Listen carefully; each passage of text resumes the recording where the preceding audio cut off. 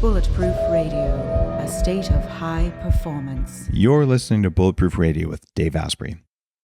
Today's cool facts of the day is that mindfulness is actually meeting medical school. The University of Massachusetts was a little bit ahead of the curve when it comes to looking at what's going on in your head and what it has to do with what's going on inside your body. Because in 1979, they founded a program that's since had 24,000 people trained in a method called Kabat-Zinn's mindfulness-based stress reduction, or MBSR. So this has become something that's spread around a long time ago. But now the university is breaking new ground by creating a new division in its medical school dedicated to real academic scientific study of the role of mindfulness in healthcare. And this is the first medical school division of mindfulness anywhere, and it's based on the fact that this school started doing it many years ago. The reason they did this is that they just said, quote, "We recognize the deep potential synergies between the domains of medicine and meditation, and they're opening the door to new neuroscience research, efficacy studies that refine treatment and training in mindfulness interventions, novel treatments, and even digital therapeutics." What this means for you and me is that when you go to see your doctor 5-10 years from now, maybe they'll ask you what's going on inside your head, not just ask you for some symptoms and give you some pills. I'm pretty excited about a future like that, and I hope you are too. Today's show is going to be awesome, and it's going to be a little unusual. I started out my path as a Silicon Valley engineer actually pretty skeptical, to be perfectly honest. And when I tried all the things that were supposed to work, like working out all the time, eating a lot less, and taking a lot of antibiotics for chronic sinus infections and arthritis and things like that I had in my teens, I realized it just didn't work. So as a rational engineer, I said, I'll just try the things that aren't supposed to work. Like I'll go to Tibet and study meditation with the masters, and I will consciously and scientifically and willingly suspend my disbelief and then see what happens. And it turns out there's a name for that. It's the first step of the scientific method. It's called observation. And so 20-something years later, I can tell you I have observed some things that are not well explained by a traditional view of mechanistic science. If you believe you're a meat robot and you really hold on to that belief, you probably won't like the interview today. However, if you think you might have something more inside there, or maybe that sometimes the universe is more interesting than it first appears, this is going to be a really interesting interview. If you heard my interview with Jack Canfield, I asked him directly, what's the deal with energy workers and things like that? It seems like a lot of the billionaires that I know actually work with people like that. And I said, Jack, you've worked with a lot more people with incredible levels of success than I have. Is this common? And he just laughed and said, of course it's common. This is standard stuff. Everyone's doing this. So given that, and given the fact that I've known a good number of people who just somehow know things or can do things that you cannot explain rationally, but are repeatable and knowable, I seek out people like that. And sometimes they seek me out, which is what happened for today's interview. Today's guest is known as Shaman Durek. Shaman Durek is a third-generation shaman. He's the son of a Norwegian medicine woman and the grandson of a Haitian shaman. He started training as a shaman at 12 years old and was known as his grandmother's successor even before he was born. Now, even that could make a skeptic question things like, how the heck could you know? And the answer is because people who can do this kind of stuff, they just know. And you can either say, let me listen to this, or you can say, that can't be possible. And I'll tell you, the least scientific thing you could ever say is, that didn't happen because it can't. That's not called science. That's called dogma. So I'll tell you, there are people like Shaman Durek around who know cool things. And in his case, more than 3 decades after he was born and trained as a shaman, he applies ancient spiritual wisdom coupled with years of devoted study and practice to help people be more successful, happier, and to heal from things that you probably wouldn't believe. We're talking going into hospitals around the world. He speaks 4 different languages and has helped huge numbers of people get over things. And he just did a treatment session on me earlier today. And he has the ability to just know stuff that really he shouldn't be able to know, except he can because, well, he's a shaman. And he calls himself a spirit hacker, which is really cool. Shaman Durek, welcome to the show. Hi, thank you, Dave. It's a pleasure to be here. What'd you think of that introduction? Did I nail it?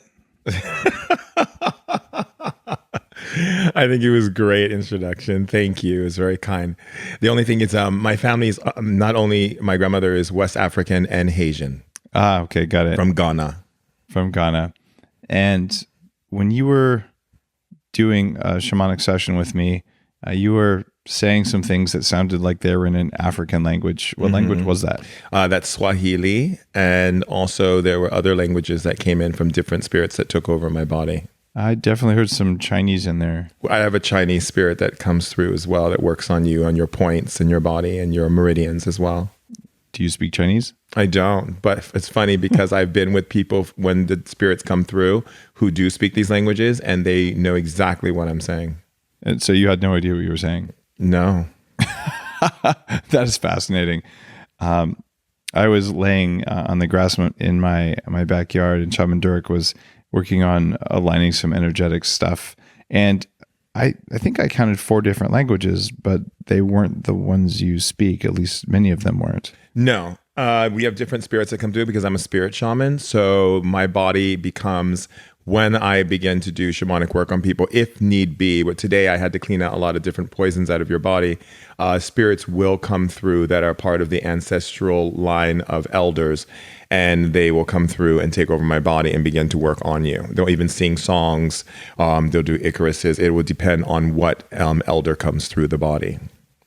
What is the difference between a spirit shaman and a non-spirit shaman, or whatever you call them? So most shamans that work with plant medicines or any type of medicines are basically raised in that understanding of that culture and understanding of the medicine and the plants in that regional area where they are.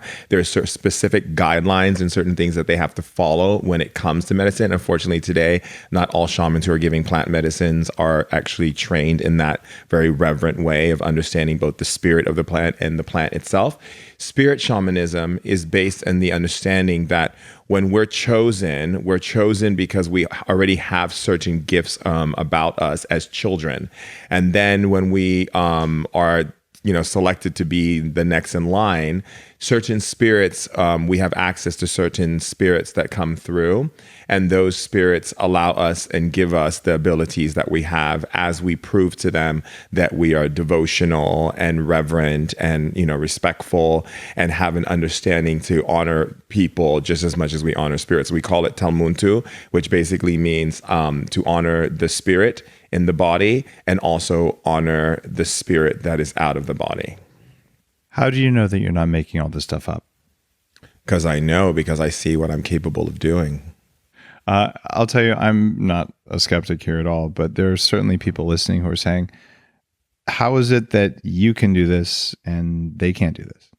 The thing is, they can do this. And in order for them to do that, we have to remove certain energies or certain, I call it firewalls, is the name I came up with in the body, that limit them from doing it because they've been programmed by the outside world and put into a system when they first came to Earth that told them that they have to follow rules according to being good or not being good. And those rules literally didn't really have anything to do with them as a person. However, they follow those rules and they go into an institution that makes up a bunch of tests that really don't really have anything to do with them as well. And what happens is in that process, they become really good at deducting and subtracting and like following rules and taking tests.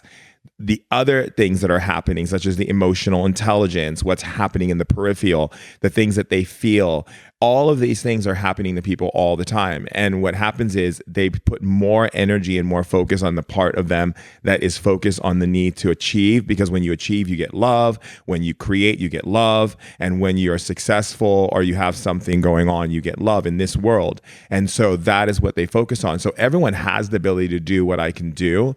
The thing is, they're not aware that they have that ability.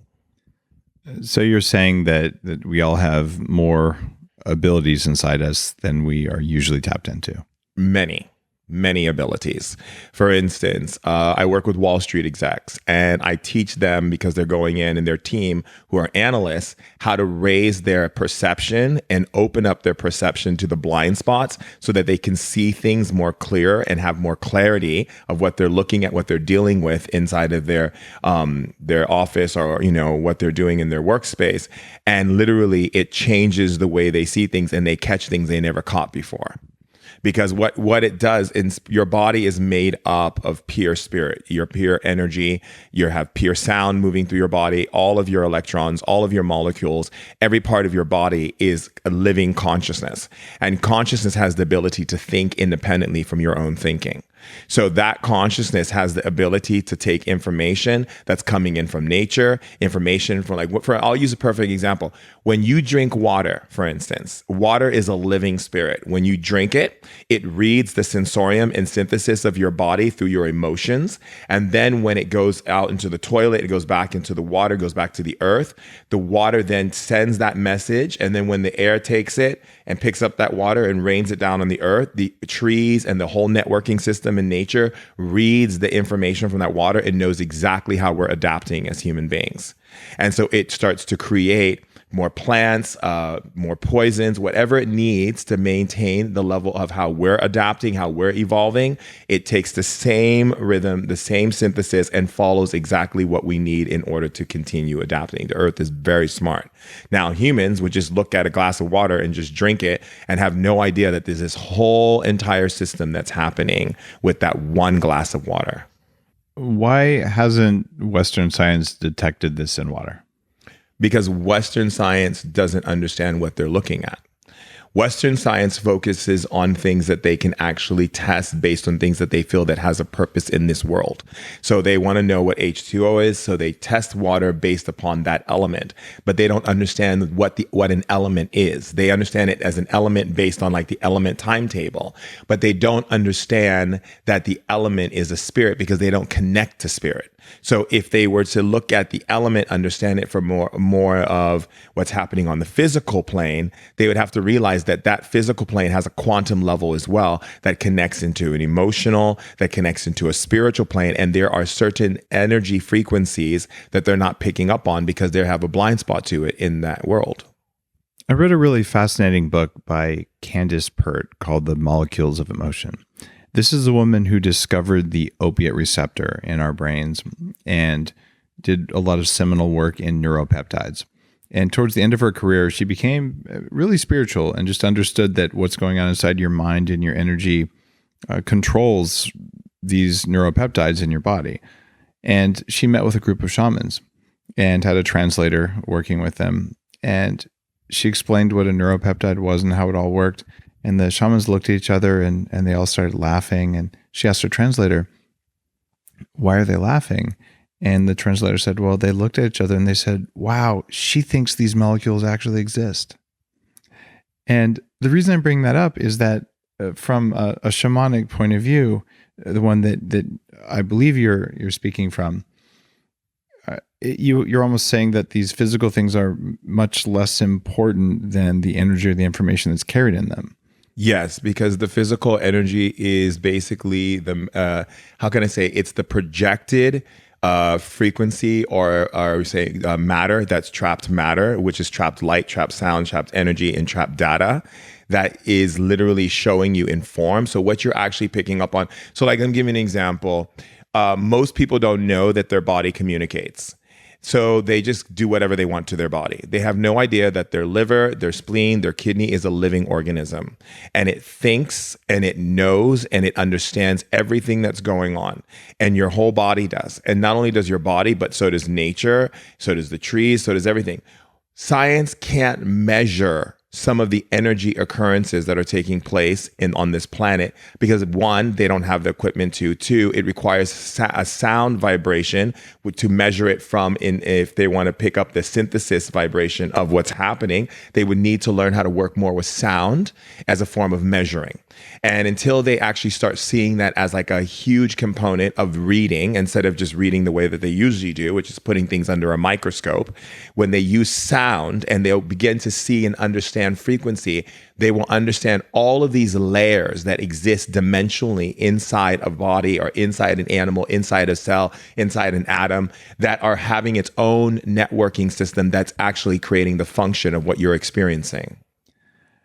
It may sound a little odd to say, well, each organ system has its own consciousness, but that is something that dozens of different healing disciplines, many of which I've benefited from, have come to understand through their own pathways. And I believe there's a uniting element behind this. If you look at what's actually happening inside our bodies or inside a tree, it doesn't really matter, although it's a slightly different form of ancient bacteria, but we have these mitochondria. I just wrote a big book about them, and they're throughout our body. And if you imagine how a distributed system with quadrillions of nodes actually would work, well, you have these ancient bacteria reading the environment around you, which is what the mitochondria do, and then making energy and even chemicals in response to that environment. So if you're a single mitochondria, one of thousands inside a cell, you don't have a lot of intelligence, but you do something. And then you work with the mitochondria that are your team inside your cell. And then you communicate with mitochondria, and the cells communicate with other cells in the local area. And then they communicate in the local area. And pretty soon you've got all of the things inside the liver that are all working together, which is, quote, the liver consciousness. And it's a emergent behavior from this cooperation of many tiny little nodes. And that's a function specific to that organ. And of course, what comes in and out of that is electrical signals that talk with all the other organs. Mm-hmm. So for a liver to be able to grow and reproduce and do what a liver does without the brain controlling everything, which it does not control. We know this in neuroscience. The brain doesn't control everything. There has to be a local consciousness in there. So that sounds out there to some people, but there is one. But how smart is my liver? How big is that consciousness? Let's put it to you this way. Your liver can communicate in frequency and synthesis enough for me to read what's going on with the liver. And also, your liver is not just communicating to the rest of the organs, it's also communicating to other factors as well. It's communicating to the energy that's around you.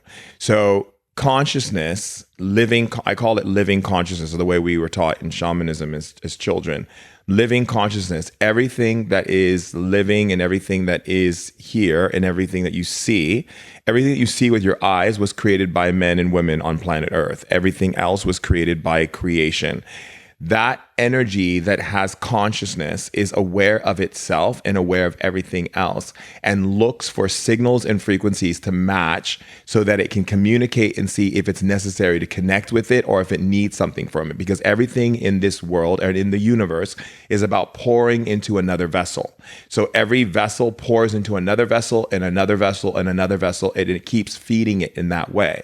That's the reason why I say on Earth, like, one of the biggest mistakes we've made as human beings is that we hoard and we limit, because every time we limit and we hoard and we create judgments and we create ideas about things without going and drawing, like discovery and drawing a hypothesis and coming to a conclusion, we just assume that we're intelligent beings. We have logic that we just say, I could say, oh, this thing exists, and someone's like, yeah, that doesn't exist. That's because they're uneducated and they're arrogant. And what they don't realize is through that they're withholding, and as they withhold and withhold and withhold, everything is pouring into. And if there's a withholding going on, that means the next person or the next energy or the next spirit in nature or the next cell in your body is not getting poured into. And so there becomes a depletion, and that depletion creates imbalance. And so, in order for the system, not just your internal system, but your external system, as well as your environment, as well as your city, as well as the people on earth, is the more and more we don't realize that we're all connected, and there's no separation in communication, data, and data streams and flow, both input and output. Until we recognize that, we are going to continue to suffer, because the energy that is taking place with its connectivity to everything is being thwarted and being distorted, because there's people and certain energies that are not allowing the flow to move through them. That flow is consciousness and data, and those energy forms of data is what allow us everything to grow in the universe and expand and create new universes. Some of the latest research in quantum physics and even in other fields is around information field theory. And it supports what you just said, which is that you can describe everything, especially life, as a set of interacting fields that contain information. And there are a group of people, non-shamans, these are Western researchers mostly, but all of them end up being they end up sounding like Eastern philosophers who are looking at even these communications between organs, or looking at the way we interact within our bodies or between each other, all as a big interaction of complex fields. Does that match your view of reality? Yes, but when you say reality, I wouldn't say reality, because reality exists on multiple dimensions, and the reality in which you choose is actually what it matches. For me, as a shaman, I look at the connectivity, and I also look at what's not connecting, and I look at what's actually not being filled in, what's not being poured into. So like, for instance, if I'm working with someone's body, I can tell the feet to wake up and connect. The feet don't wake up and connect. I can ask the wind, I can ask the trees, I can ask the earth, I can ask your breath, I can ask any other energy source to communicate to your feet. And then your feet, I can have them communicate to your hands. I can have your hands communicate to your heart, and I can build the whole entire system back to where it needs to be according to the level of communication and input. Frequency creates the input. So the level of frequency that rises up, the higher the input level. When the frequency is low, that means the body's not getting a strong enough input, so the data streams are lessened. That's why people go into depression. That's why they go into psychological issues such as like depression, dementia, bipolar, all of these things that humans have put names onto. In shamanism, we don't see it that way. We see it as that there is a lack of communication happening with the outer world and their internal world and what's in their regional. So that means with the people they're around and the things that are happening to them. And then there's also the communication that's coming back from their bloodline. So you have your RNA in your body, which is also communicating data and information to the body. When the synthesis of energy that moves out of your subtle energy field connects to the outer, and then the inner goes back in with more data, it goes to your RNA, it matches frequency in your body, and your body then creates either an imbalance or it creates homeostasis. If I wanted to take what you just said and I wanted to use it to, we'll just say not have bipolar disorder, not that I've ever had that, I don't have it, but let's just say someone listening does. How do you take that and actually apply it? Okay, so let's take someone who calls himself bipolar. Okay.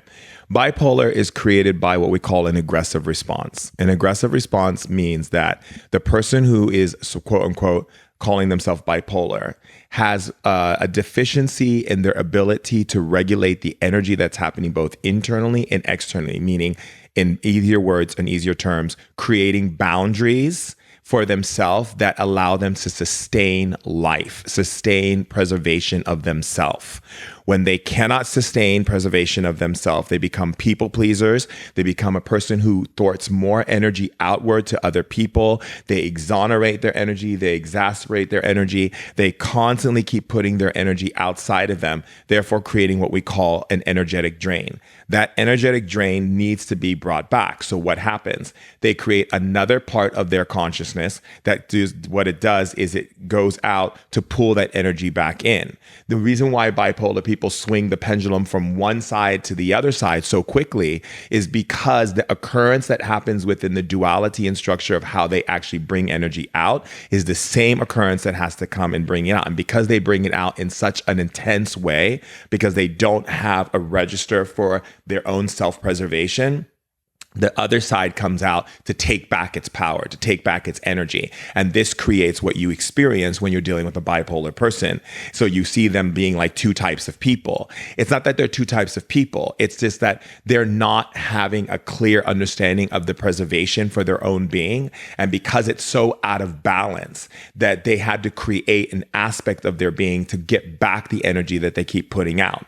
In other words, this is creating what we call an aggressive behavior. The aggressive behavior is coming from the outside world. Somewhere from the time of their from the being inside of their mother's womb to their environment, to where they live, to what the weather conditions are, because everyone, if someone is born in cold weather, doesn't mean cold weather is right for their system for optimum health and for and high level production for their ability to have their mind at optimum levels. So their body is picking up on all of these energy frequencies that are taking place. And if more than 3 or 4 energy frequencies are considered an aggressor on the body, the way that it's being dealt with in a bipolar person is they go and they want to like fix their environment by dealing with everyone else's energy. Someone can say to them, I really need you to do this for me. And they'll say, yes.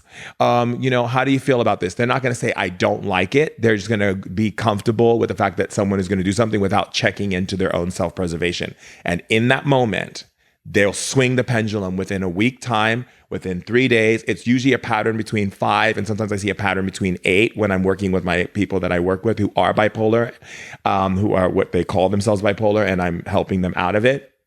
It swings to the other side in that time frame. So what I do is I help them build an understanding of self-preservation and what it means for them. So we look at several things. We look at their environment, where they are, their surrounding areas, because their surrounding areas could be cluttered and they're a person who needs tidiness. We look at their weather. How does the weather affect them? The food they're eating, the way that they're interacting with their friends, their society, because social engagement has a huge part to play in your ability to maintain optimum health and optimum mental performance, as well as the types of things they're engaging themselves in. And then we look at what energy are they extending outward and what energy they're not taking in. All of this gives me an idea using that full mapping process and understanding of what's causing this infraction inside of them and leading them to become bipolar. Is that something they taught you in your shamanic lineage, or something that you figured out, or something you heard from the universe? How do you know that? In shamanism, they teach us about how human beings operate and how nature operates. And then it's for us as the shaman, this is what decides us on like what level we are in our path, what we decide to do with that information and how we expand on it. For me, personally, I decided to take it to a whole nother level. So yes, I have the understanding of how the human being works and how nature works and how environment works and how things affect the body, affect the mind, affect the emotions. Now, just basically looking in observation and understanding by taking on experimentations with people who are bipolar, who are no longer bipolar, because of working with me, I'm able to see exactly through the many experiences that they went through with me shamanically, what is the underlying issue and then what brings it into balance. So you've observed a lot of people who had been labeled as bipolar, and you look at the interaction of them with the environment around them, and you figure out what it is. Is it the same for each of them, or it's different? There's other factors that play into it. One aggressor can be greater than the other, and it could be an aggressive person or energy in their space. So, but nonetheless, it's still an aggressor. There's still a lack of self-preservation within their being, and that lack of self-preservation creates an imbalance in their system, thus creating a chemical imbalance inside of them. So what if I want to learn the secrets of how the universe works, but I don't necessarily want to become a shaman? Where do I get all that? I teach it to my students. Okay. Do your students become shaman, or how does that work? I teach it to my students. Okay. Do your students become shaman, or how does that work? You know, I I always say that if they're willing to be devoted and they're willing to honor the teachings of their ancestors, of what their ancestors didn't learn, and then take place, like, so a lot of times people think, in shamanism it's about just the ancestors. The ancestors, a lot of your ancestors didn't complete a lot of their lessons when they were on earth. So as a shaman, when they go to the other side, they learn what that incompletion was and they share it with you. That's why having a relationship with your ancestors is so important when you're on this spiritual path. So if they're willing to be reverent to and understanding the self-preservation of nature, the self-preservation of animals, the self-preservation of humans, understanding within themselves, learning the tools, learning the reverence, learning the respect, and using that not as a side hustle, but as a life devotion, yes, they can be a shaman. The spirits in the elders or the great council will, mark them and bring the energies that are necessary for them to become a shaman. It's not for everyone. And you can learn shamanic things without becoming a shaman. You just utilize them as tools like you would everyday life. Like, it's one of the things that I work with a lot of people. A lot of people I work with who are like CEOs or doctors or psychotherapists, they don't come to me because they want to be a shaman. They come to me because they want to have an enhance of what they already know, and they want to enhance the knowledge or the information or the data of what they know so they can have a much more wider viewpoint of what they're experiencing. Can you use your shamanic powers to, say, win at poker? I did it one time in my life. That's funny that you say that. I love you. Okay. You didn't see that one coming. So basically, I had a friend, two buddies of mine, and my friend Franco, my friend Brian. They took me in Atlantic City, and they're like, use your powers at the roulette table. And I used my powers and we won a lot of money, and we gave a lot to charity. We then gave money to some friends of ours who needed help. And then we went shopping and we went did a lot of fun stuff. So another friend of mine named Margine, who's an actress, she called me up. She goes, I heard what you did for them. Can you come to Vegas? So I came to Vegas, and again, same thing. And what happened was I felt like a wall was above my energy, like something was blocking. I could feel the power of an energy pushing against me not to be able to use my powers. So I kind of freaked out. I was like, my powers aren't there anymore. Something is gone. So I said, I need to find a psychic immediately. I need to know what's going on. So she's like, there is a psychic reader in New York, New York. So we walk over to New York, New York, and there is this woman sitting at this table doing psychic readings on this guy. As I got closer to her table, she turns around and looks at me and goes, this is not your world. And these powers were not meant for this world. Your world has come to help people, to put the power back in their hands and support them in becoming more evolved. This is not your world. This is a different dimension. Leave it now. And in that moment, I never went back. And she said that without you saying a word to her? Without saying a word. Wow. And I was done. That was it. And then I went to my room. I called my mother, Varushka. And my mom goes, I need to show you something, honey. And I go, what? She goes, put your legs on the wall. So like, where you put your legs up on the wall vertically, and where your legs are kind of like straight up and your back is laying down. She's like, cross your arms. It's a technique we use. Cross your arms like, you're in a coffin kind of pose. She goes, close your eyes. I'm going to guide you to something. And she took me out of my body and lifted me above the city. And then she told me to look at the city. And she goes, do you see all those beautiful lights that are twinkling? I said, yes. She goes, those aren't twinkling lights. Those are people's souls that are being lost. Whoa. And she goes, now go back to your body and pack your bags and come home. And that was it for me. Oh, that's pretty dark. My mom can be a bit intense. She's Viking. Good God. She's intense. But what she did for me was she showed me what the city was, what Vegas was doing, what this type of energy was doing to people. And it was interesting because I could hear the echoes as I was leaving the city. I could hear people lost everything, and I could hear their screams. And then she opened my energy up to it. And I asked myself, I don't want to use my powers for this. So I stopped doing it. And I never did it again, ever. Are there other people who do that? Yes, but I I would say that if you are coming from a place of service for humanity, you're working with a high council of elders of all the tribes and all of whatever it is you're tapping into in the higher planes. If you're a person who's operating in that place, I wouldn't believe those people would use their powers for that, because it's not meant for that. It's meant to put the power back in people's hands so they can use their own powers to better their lives. The reason I'm asking this isn't because I have a desire to manipulate gambling machines or poker or something like that. But how do you know if someone is using something like that against you? So you mean if someone is using their powers against you? Sure. Assuming all of the abilities that you're exhibiting are things that other people can learn, that could give them an unfair advantage. So then you'd want the ability to prevent other people from using that against your interests. So every human being on earth has a sensory system. Some is stronger than others, depending upon what they're actually picking up on. If it's like EMF, or they're picking up on, watching scary movies or things that are like literally polluting them, like music, for instance, the mantras of death, right? Or I call it brain sting is what I call it, right? Certain songs are like programming you with mantras. So if someone is very clear in their energy, or, really just present with other people's energy, they'll sense an imbalanced energy. They'll feel uncomfortable, and they'll feel like a distrust happening, because we're all connected.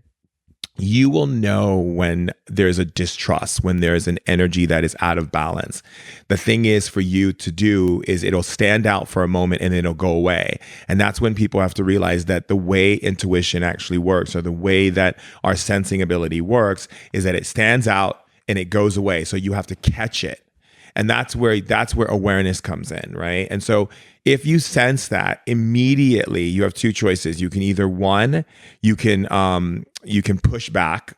Push back is a wonderful thing. We call it push. And I'm really seeing, so I've seen a couple of movies where people use it, but it's a shamanic tool. You create a strong emotion in your body, and then you hurl that emotion. People do it all the time in relationships. Like if you ever walk in a house and people say like, oh my God, I just walked in the house and I felt nothing but a dark cloud, from the person who's in the house. That's because they're pushing their emotional, empathic energy in a dysfunctional way. They're using emotional senses into the room, so you actually feel their pain. You feel their emotions. People do it all the time on planet Earth. They want you to feel their pain. They want you to feel that. But there's other ways to use empathic energy in more functional ways. And shamanic pushing is taking an emotion and pushing it across the room. So if you come across someone who's doing that, you can take an emotion that is opposite of what they're doing and push it at them, and it will stop them from being able to do it. What's it like to die? Both from your own experience and your shamanic view of it. Okay, so I'll go from my experience of what happened to me when I was 28 when I died. So the first thing that happened to me was, because I died a very painful death, because I died with a 10.6 potassium. So all my organs shut down, and that was very painful. And how did you get a potassium level like that? Because my kidneys failed. And through that potassium increase, your organs start shutting down. And when the organs shut down, it feels horrifying. It's like literally someone ripping into your body for a moment, but then it moves and moves and moves and moves until it gets to your heart, and you can feel it. Sometimes people's heart go right away, but for me, I felt all my organs shutting down. And then what happened was, as I was screaming in my head, I changed my mind. I don't want to die. And like screaming and screaming and screaming, I kept hearing this voice say to me, everything is going to be fine. Just let go, child. Everything is going to be fine. Finally, the pain became unbearable. So I let go. And when I let go, it felt like I was in liquid, and I could see like lights everywhere. It was like, I remember telling my friend that it was like being on the bottom of an ocean or a pool where you can see the glimmering lights above, but you're inside, you're in the depths of the water. And I could see and hear everything that was going on in the hospital. I could hear everyone's thoughts. I could see everything and feel everything in every single person simultaneously, and be aware of each individual feeling if I want to. And then from there, my grandmother was standing there, and my aunt was standing there. And they came and, and said, you're going to go through this next journey, but you're not alone. All of a sudden, I felt like I was inside some kind of ocean, but I realized that I was actually inside of my mother's stomach. And then I realized I was standing outside of my mom watching her give birth while experiencing the birth, while experiencing the feelings of the doctor, while experiencing the feelings of my mom and listening to their thoughts at the same time. And then I went from that scene into the next scene into the next scene of my whole entire life. So I had my whole life shown to me and how I affected every person on the planet and how it affected other people that they affected on the planet. And I could see how all of it was spread out and I could feel all the emotions all the way up to the point of dying. And then I just let go. And it's a moment of letting go.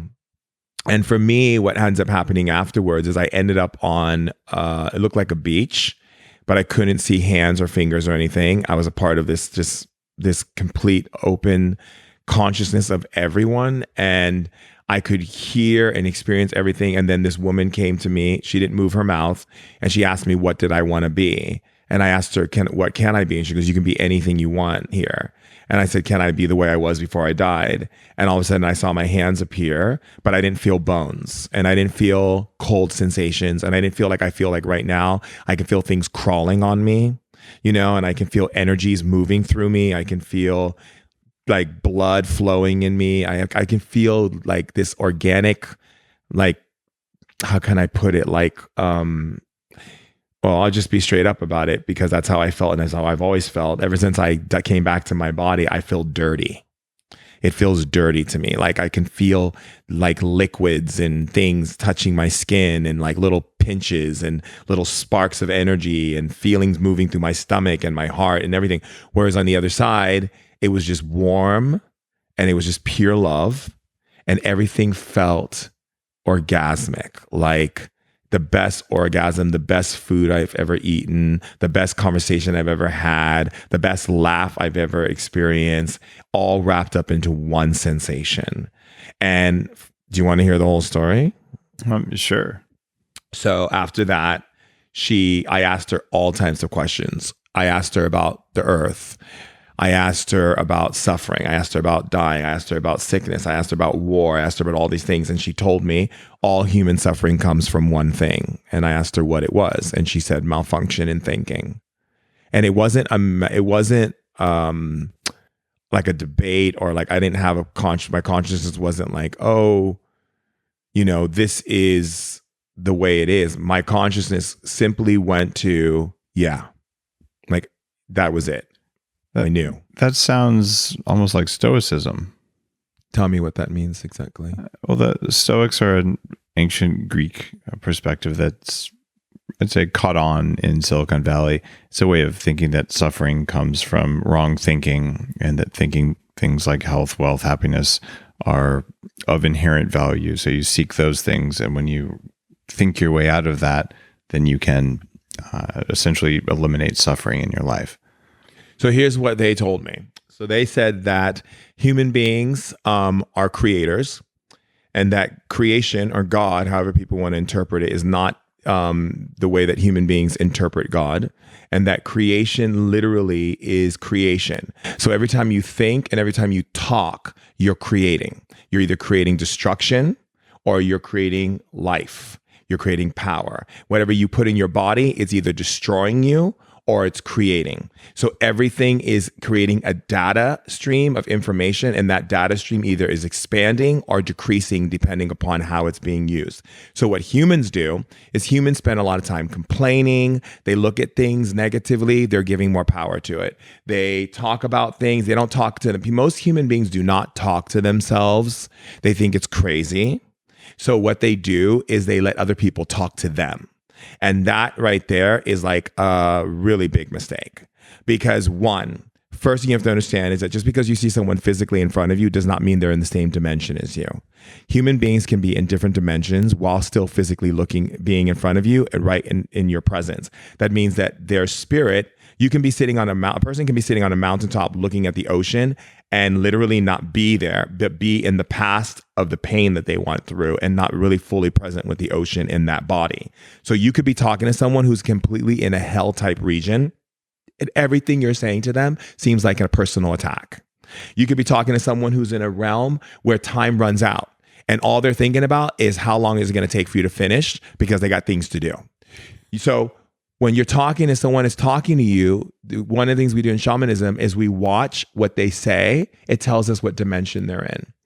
Then why would I want to listen to you if I want to be in a place of love and be in a place of well-being? Why would I listen to you who's speaking from a place that is not in that same dimension? So for me to have self-preservation, it's for me to speak to myself.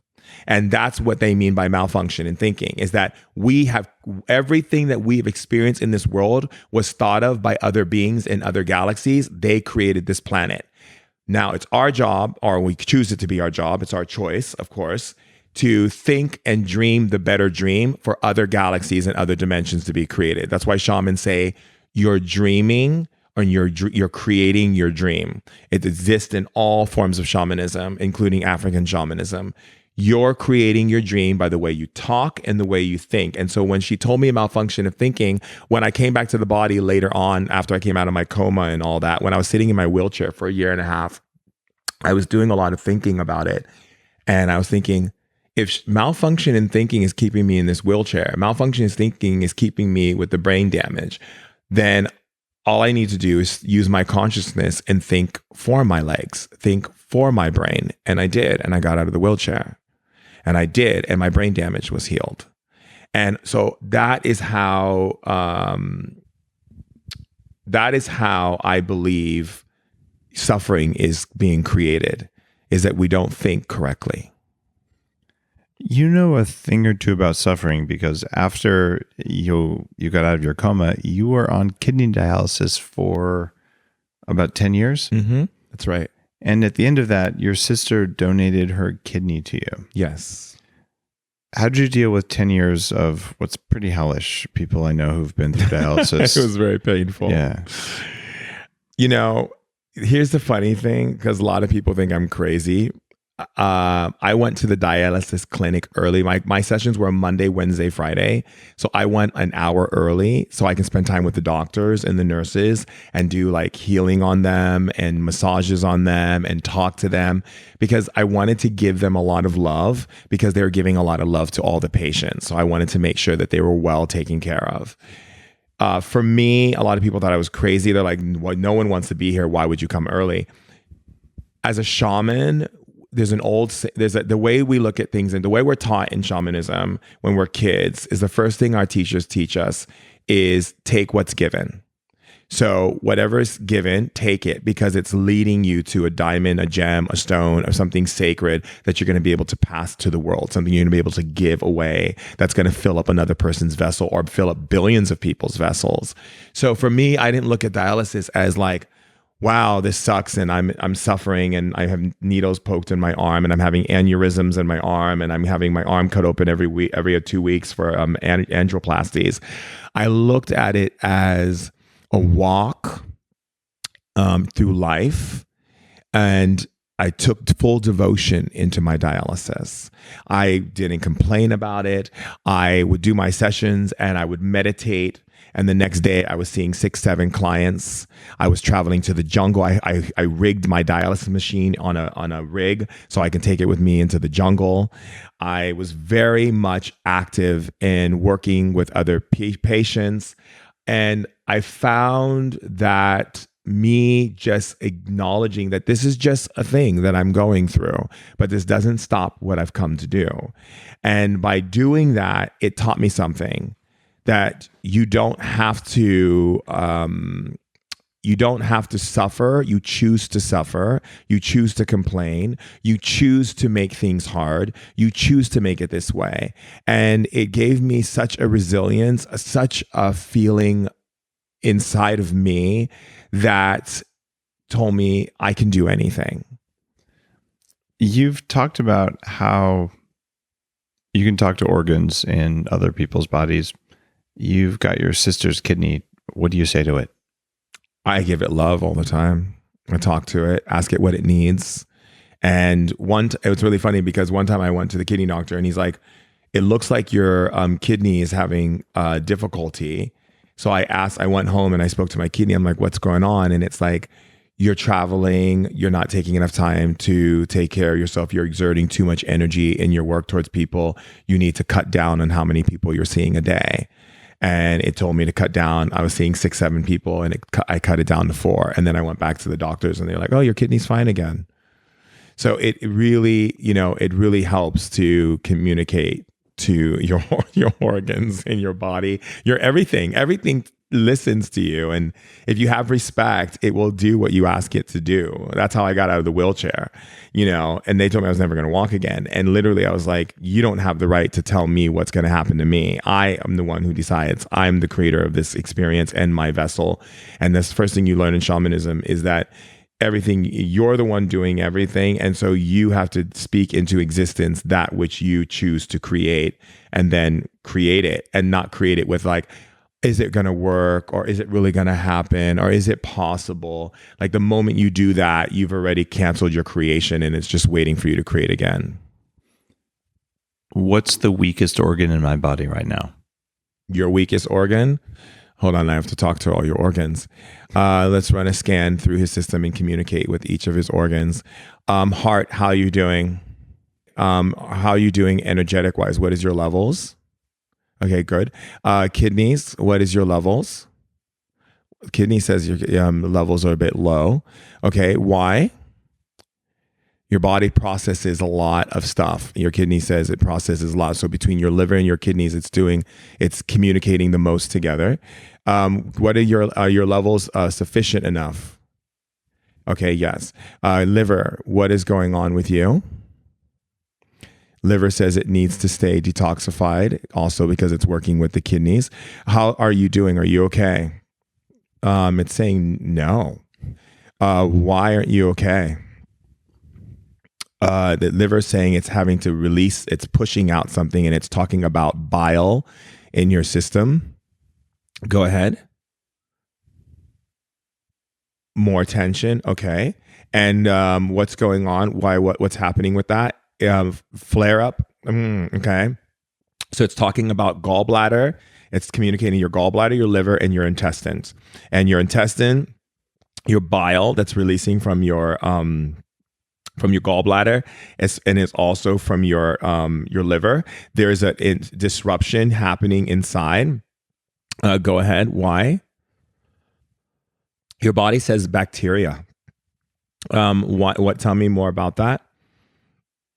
It says that there is something that you put in your system that your body's having to clean out, and it's having a difficulty processing it through, and it's getting better. However, its energy levels are not at the level that it should be. And you have to be very careful, because your pancreas is getting a little bit of that energy. But the pancreas, are you okay? Pancreas is okay. Go ahead, spleen. How are you? A little bit down, but not completely bad. It's the liver, the gallbladder, and your intestines. There's inflammational gates, and the body's not processing clear through those points.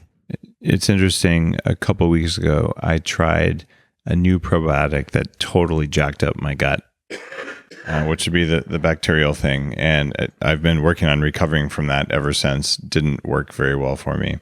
And then 2 days ago, I had some gluten at a restaurant that told me there wasn't gluten in the thing, which caused a gut flare-up. The one thing that you didn't mention is I also only have one kidney, but it's twice as big as a normal kidney, so you probably wouldn't have picked that up because it's functioning like it normally would.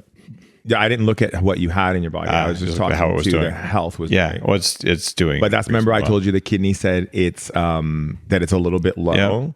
That's probably the reason why it's saying that, because it's doing all the work. But remember I said it's working really hard. That's true. Yeah, and that's the reason why, because that would make sense. Now I understand why the kidney says it's working really hard. Yep. It's fortunately I've never had any kidney issues, because it's when you're born that way, as I was, you just grow a big kidney, which is kind of cool. Well, it's intriguing to hear that stuff. It definitely matches with some things that have happened in the last couple of weeks.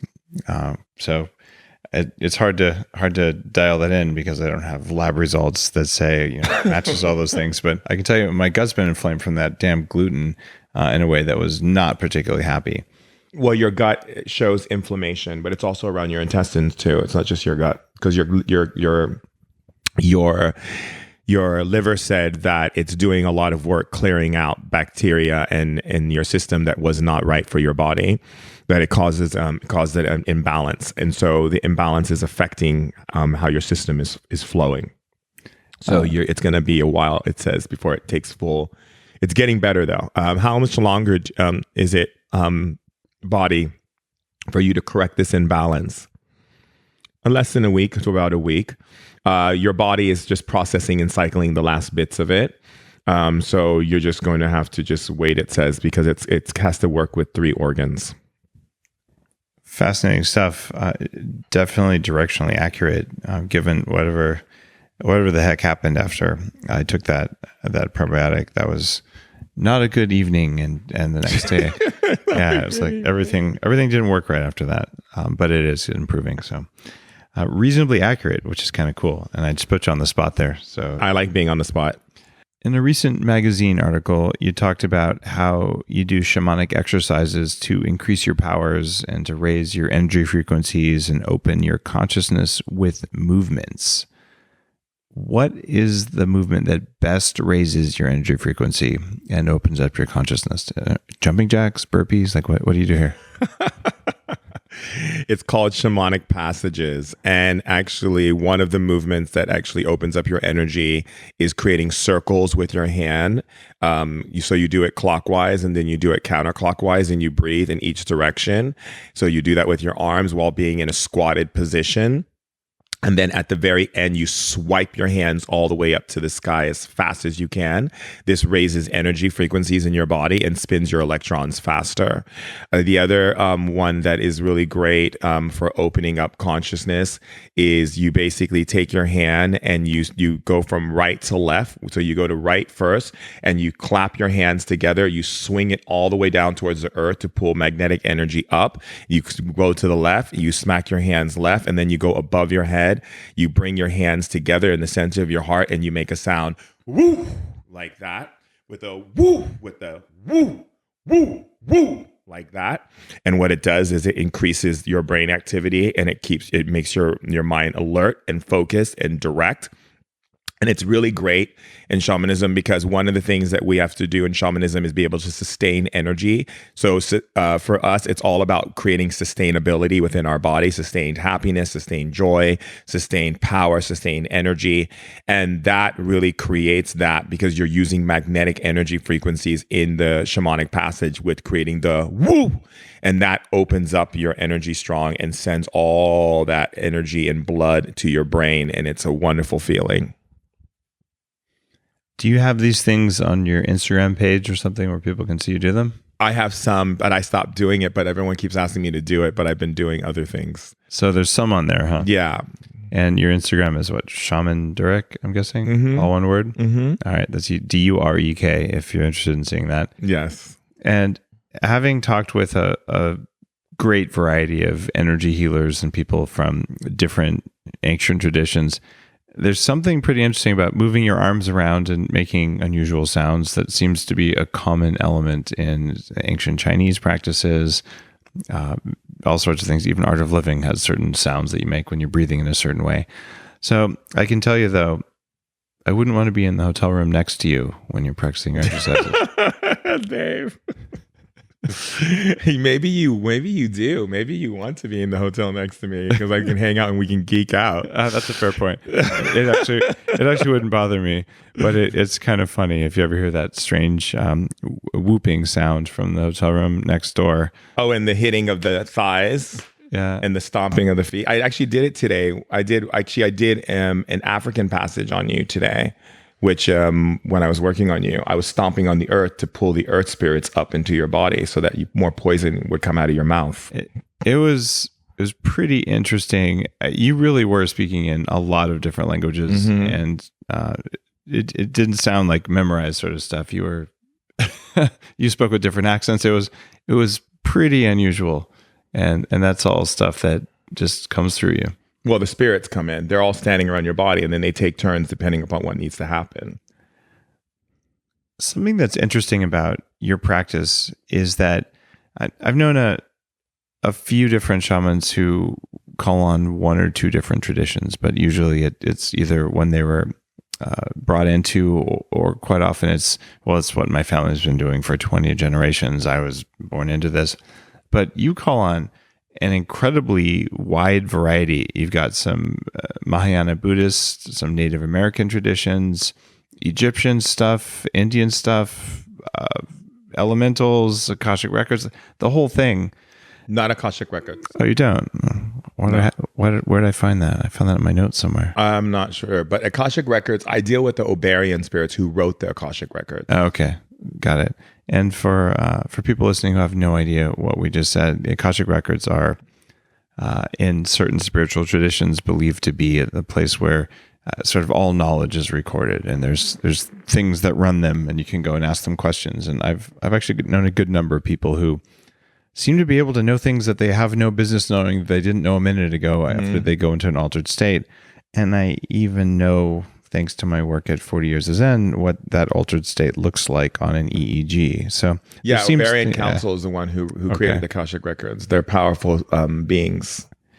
Now, how did you get plugged into so many different traditions like that? Because I've just never seen that before.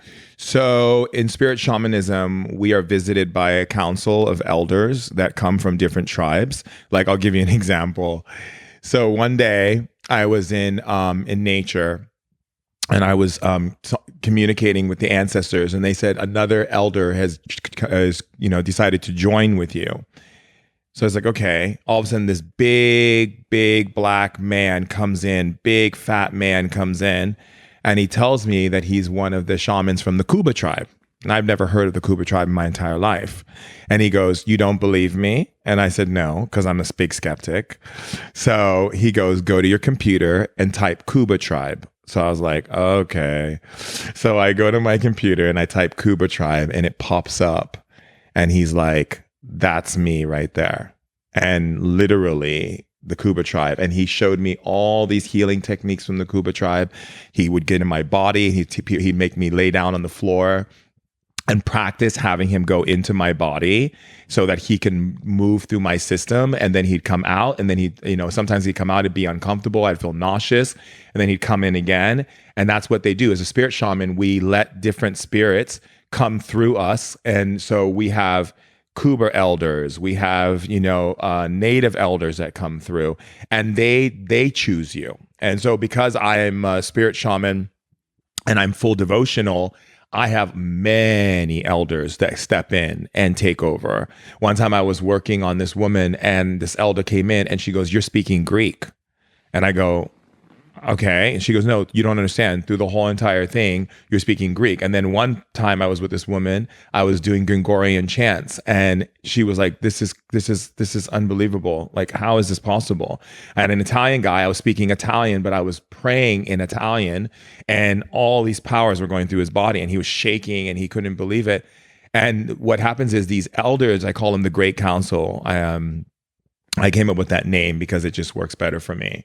The Great Council, and they're all of the elders, not just of this world, but of the old world as well, from the time of Pangea. So they come through, and then I'll lay on down, and they'll tell me, "Okay, get a piece of paper and take a paintbrush and draw this symbol. Now we want you to work on this symbol for 6 months, and then memorize it in your mind, and then use it when we tell you to use it." And so they'll come through and they'll say, "It's time for you to use that symbol," and then I'll use it, and then things happen.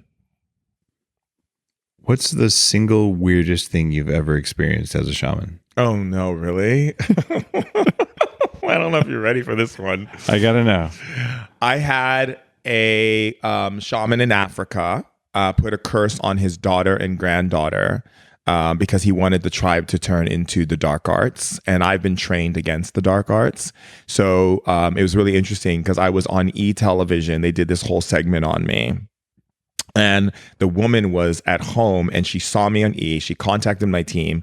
She said, "I know he comes from African roots. I can see it in him. My father is a shaman. I was raised as a medicine woman. I need him to come to Washington, D.C. and to come, help us, because there's a spirit who's tormenting us from our family's tribe and in Mali, Africa." So I get on an airplane. She puts me up in this bed and breakfast. I go to her house. She's swabbed in traditional clothing, and I realize that she's traditional, so I have to follow the traditional way, which is you get down on the ground, you take one shoulder down, you kiss the ground, you take the left shoulder down, and then and she looks you in the eyes, she can sense your power, and then as she senses your power, she gets down and does the same thing and calls you Babalao. And so I did it. Then she stared at me in the eyes and she smiled and she got down and did it. And she called me Babalao, which means I am the teacher. I am the elder, even though she was an older woman. So I walked into her house and she basically locked the door, which means that she doesn't want the energy out. She took salt and poured it by the door. And I noticed marks on the wall and like ash marks and things. And I noticed that the spirit that was in the house tormenting her, that was sent by the tribe, had enough power to punch through the physical world and actually grab arms. And so the daughter came out and she showed me like bruises on her leg. And in Hawaii, because I spent a lot of time growing up in Hawaii as a kid, in Oahu, because my dad remarried to my stepmom who's Hawaiian, we have spirits to do things like that. So I was used to that, like putting the fingers on the legs and putting bruises and stuff like that. And I know how spirits can punch into the physical, because in Hawaii, I used to have this old man that used to come at night and hit me with a cane and tell me to take a walk with him. So I'm used to all that. But this one was different. This spirit was very aggressive and very attacking to the woman and to her daughter. So I didn't realize the house looked small at first, and then she took me downstairs and there was like this huge room, like huge. And in the room was like all of these altars. I don't know if you ever seen the movie Serpent in the Rainbow. Yep. It was like that. Wow. And there were like altars for like Shango and Elegua and all these different deities. And they were like, Elegua is all about toys, and there were toys piled up to the ceiling. There was like an egg with powder all over another table. And there was like all these sacrificial knives and everything. In some African cultures, they believe in sacrificing. I don't believe in sacrificing. I love animals. However, a lot of my African friends in Nigeria and all over, they like to argue about it with me, but that's their issue. The thing is, so literally she had all of these altars and she sits me down and the daughter sits down, and immediately I felt a spirit jump into me, and it was one of the elders of my circle. And I started laughing and speaking to her in her language, and she started speaking back, and we had a full-on conversation, but I could hear what it was saying out of my mouth, but I couldn't understand the words. So I thought, okay. And then after that, I felt this coldness come over the room, like almost like I could breathe my own air, and I knew the spirit was in there. And all of a sudden I turned around and I looked at her, and she jumped out of the chair and started strangling me. And so I was like, okay, I'm getting strangled right now. So now I really have to turn on my powers. So I called my ancestors to take as many ancestors and many spirits could take in my body to give me more strength to pull her arms off of my neck. And I heard my grandmother speak, and she says, you have to be very smart with this one. This spirit that you're dealing with is coming from a tribe, and they're doing many rituals to keep this spirit very powerful. And they said, you're going to have to deal with two. You're going to have to deal with her and her daughter. They're going to both get possessed. So you're going to have to punch them. You're going to have to smack them in the face. You have to really physically hit them. And in some African cultures, as well as like Aborigine culture, there is a lot of smacking and hitting and different things because the spirit's inside and we have to make it uncomfortable. So she came at me and I grabbed her and I threw her down and I started punching her in the stomach, and I was smacking her on the top of her head and smacking her face and smacking her arms, and the spirit started laughing. It was getting mad. And then whenever a spirit laughs, I know it's getting weak. For some people, they might think it's scary, but it means the spirit's getting weak. And so I kept smacking her. Then the daughter came behind me and I saw the daughter, and I got up and I grabbed her and I grabbed both of them and I started hitting the daughter while the other one was, like shaking and stuff because the spirit was getting weak in her. And I did the same thing to the daughter. And then I had a coin in my pocket, which is a technique we use, and it's actually used by gypsies. But what you do is you lick the coin and you say a prayer, and if there's a spirit inside the body, you put it on the front, on the top, where the top of the head. So I pressed it to their head, and I started to pray over them while using my ancestors' power in their body. And they started shaking and coughing and shaking. And I had both hands, right hand on the daughter, left hand on the mother, and kept shaking and coughing. And then I saw black smoke coming out of her mouth in the spirit world. And then all of a sudden my grandmother says, now. And so I opened up a portal into the light and sent it away. And then all of a sudden they were just crying like babies. And I washed their face and I washed their body. Like I was washing their arms and stuff. And then after that, they came to and they thanked me and cried in my arms and thanked me again. And that was a really intense for me. I mean, I've dealt with a lot of intense things being a shaman, but that day was very intense because the day that I arrived in Washington, D.C., I checked into a bed and breakfast, and the guy who owns the bed and breakfast, he heard about me. So he came to visit the bed and breakfast, and he stayed there and waited till I got there. And he had all these questions about the Bible. So he wanted to talk about, he's like, have you ever read the Bible? Have you read the Bible? And I said, of course I have. And so he started spitting out verses. And I'm like, actually, that's incorrect. This is the verse you're talking about. And he had no idea that I knew so much about the Bible. So it was really cool. And then he said to me, oh, he's like, I'm going to make an extra pot of coffee for you and extra eggs and bacon in the morning. That was amazing. He's like, I had no idea that a shaman would know so much about religion. I said, I studied world religion. As being a shaman, I'm not just, studying plants or whatever. I'm studying physiology, kinesiology. I went to school and studied it. I also, studied world religion, because I need to be able to speak to other cultures and be able to speak to people. And I need to know what the heck I'm talking about. And so he was impressed. So that was interesting coming in face with him. And then the next day having to deal with this African crazy spirit doing its thing. I come from a long line of engineers, and I'm pretty sure that no one in my family that I'm aware of anyway has ever said, I've got a spirit floating around in my house causing trouble. They would have said a scientific explanation of a phenomena like that. How would people who don't come from, in this case, a woman from an African tribe who understood this is what's going on, how would they know if that was going on? If there was a spirit in their house? Yeah, sure. Well, there's several signs. It depends what type of spirit. If it's a family member, you get emotions and you get warm energy sent through your body and feelings and thoughts about that family member or ancestor. If it's a spirit that is a malicious spirit, that malicious spirit will do things to you. Like when you try to go to bed, it will hold you down in your bed and make you have paralysis. It will poke you in the back while you're sleeping, or it will, do things to scare you. Its whole purpose is to get you to go into fear.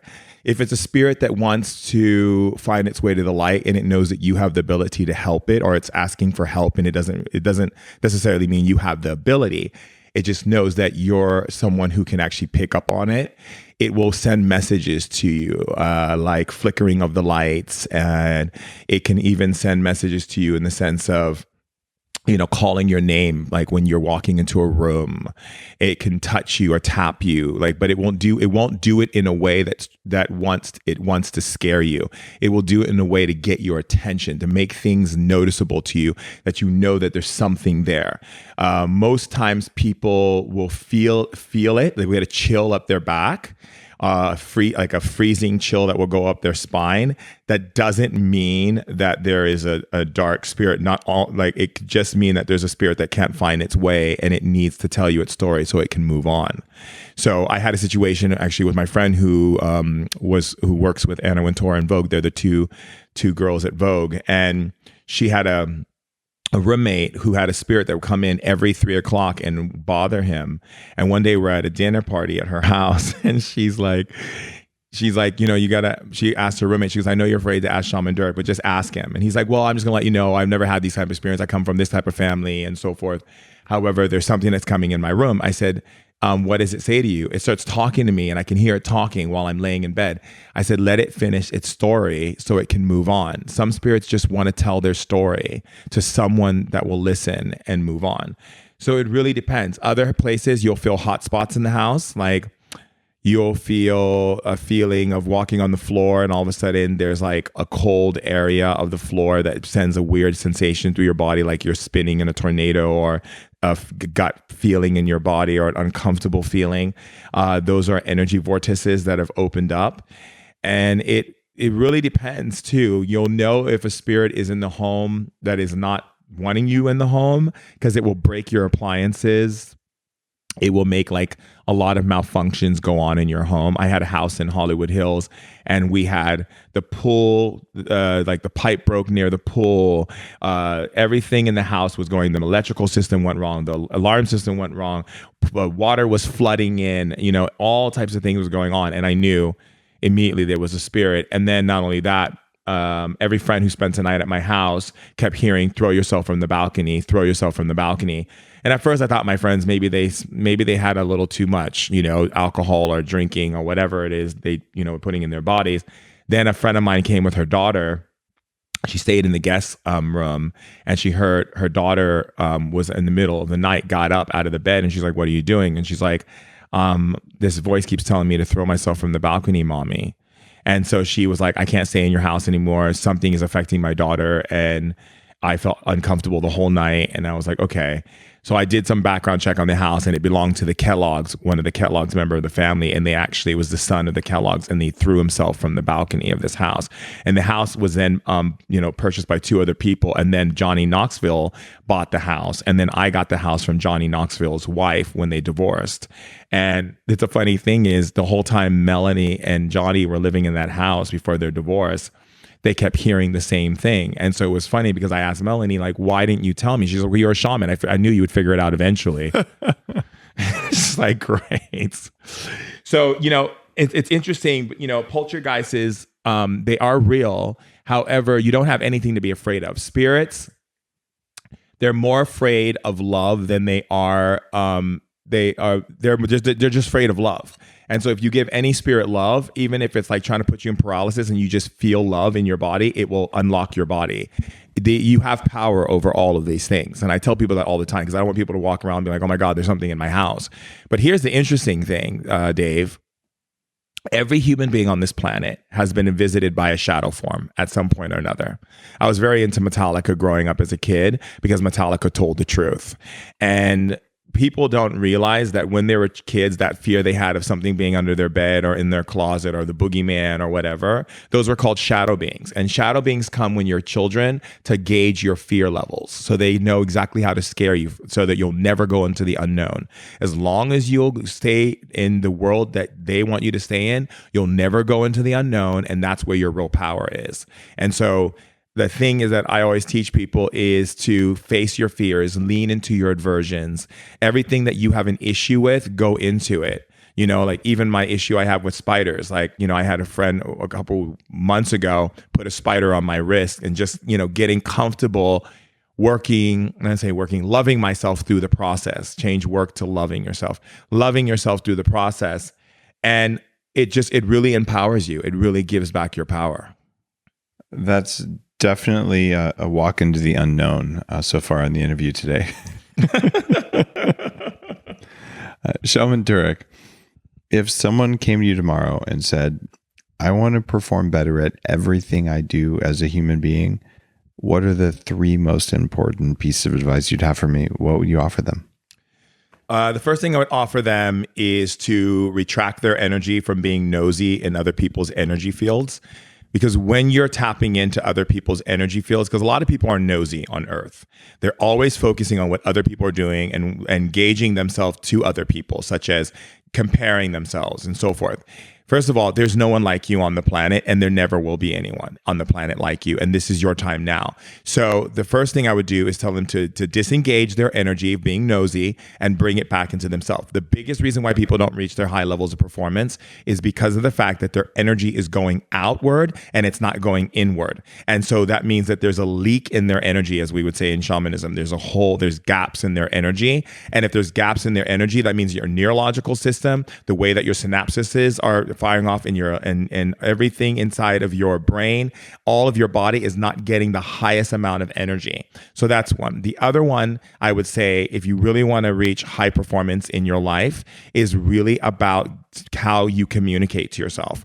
If you communicate to yourself by telling yourself, I love how every time I walk into a meeting, I light up the room and people listen to me and they're really tuned into what I have to say. I had a friend who was a public speaker and he asked me, Shaman Durek, every time you speak in public, people are really engaged. They're laughing, they're crying, they're going through all that. He goes, and I've seen that. When I go on stage, I feel like people aren't present. I said, the reason why they're not present with you is because you think people are stupid. And that does not antiquate to to people. So every time you go on stage, you're dealing stupid people. And so if you want those people to listen to you, you need to understand and change. You can still say people are stupid because that's your thought originally, but just simply say people are stupid and I'm a great educator and these people have come to be educated. That creates a symbiosis of energy. That's a synergy. So how we communicate to ourselves and how we choose to perceive the world makes a huge difference on how we actually get to high performance, because high performance only happens with awareness, attention, focus, drive, and understanding of how the mind is operating. For instance, like, I'm learning a lot from Dave and spending time with my bro here, geeking out, experiencing all this octane and everything. And I'm like, yeah, okay, this stuff is like, creating these high performances inside of you, but it's not just what you're putting in your body. It's also what's happening on the outside as well. Another thing I would say to them is disengage yourself from getting into arguments, going into debates with people, going into conversations that are really pointless and have no sustenance for your being on any level. And when I mean sustenance, means it doesn't fill you. There's two types of energies in the world. Either you're a tap or you're a drain. A tap fills you up. A drain drains you. So when I talk to people, if they start going into negative dialogue, I do this thing. I basically call it, just really redirecting them.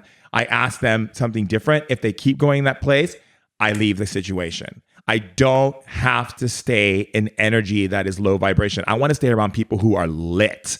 I always tell people, get on my lit train. Let's get on the lit train, drink the lit juice, like live a lit life. If people are walking around you and they're just like low energy, low vibration, you engage in that, you will actually take that energy into yourself. So stay around people who are on that lit train with you, because that means that they're lit, you're building big fires. That fire is just, it's blowing things up and creating an inferno. And that's what you want. You want to stay in that place. And that's what I would tell people. Beautiful. Shaman Durek, thanks for being on Bulletproof Radio today. People can find you at shamandurek.com. And we mentioned your Instagram earlier, which is, funny enough, also Shaman Durek.